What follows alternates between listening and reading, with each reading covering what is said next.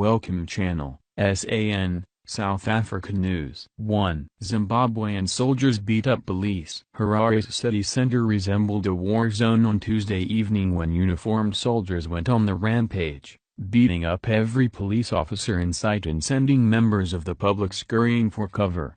The soldiers, wielding sjambocks, batons and sticks, stormed Robert Mugabe Road, one of the busiest streets in the central business district, and attacked police officers in unprecedented scenes which left onlookers dazed.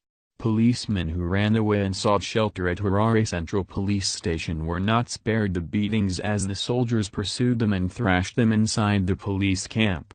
According to eyewitness accounts, trouble began when a policeman threw metal spikes under an army truck, deflating the tires. It is still unclear what prompted the police action. After the soldiers had their tires deflated by police, the soldiers, went away and returned a few minutes later in large numbers. The soldiers ran amok, beating up any police officer they could find. It was scary. I saw a woman bleeding after she fell in the skirmishes, a street vendor told African Independent. This comes amid fears that President Robert Mugabe's unresolved succession question is posing grave implications for national security. Last weekend, Mugabe, at 93, the world's oldest president, issued a stern warning to the military to stop meddling in politics. Some senior commanders in Zimbabwe's influential military are backing Vice President Emmerson Mnangagwa to succeed the veteran leader, pitting them against the ZANU-PF faction which has coalesced around Mugabe's wife Grace,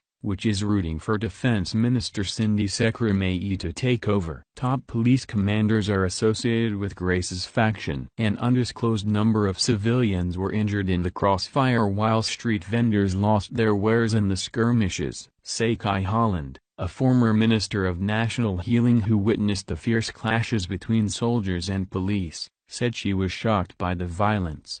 Holland, who was in cabinet from 2009 to 2013, said she was with 4 colleagues in central Harare when the violence erupted. "We were in the city, parked on Julius Nyerere Avenue, when crowds of people came running past us. Suddenly I saw smart uniformed soldiers running after crowds. People in the streets, saw one soldier rush past, holding a rod, beating up a uniformed police officer who was running away at full speed," said Holland. A taxi driver told online news portal New Zimbabwe that the violence was frightening. "This is not good. The fights are frightening," said the cabbie. Linda Mazarira, a pro-democracy activist who announced last week she is running for a parliamentary seat in next year's general election, said the public was somewhat amused to see the pro-ZANU-PF police being attacked by soldiers. Contacted for comment, police spokesperson Chief Superintendent Paul Nyathi said he could only issue a detailed statement later on Wednesday. Thank for watching. Please, subscribe and share. See you again. SAN, South Africa News.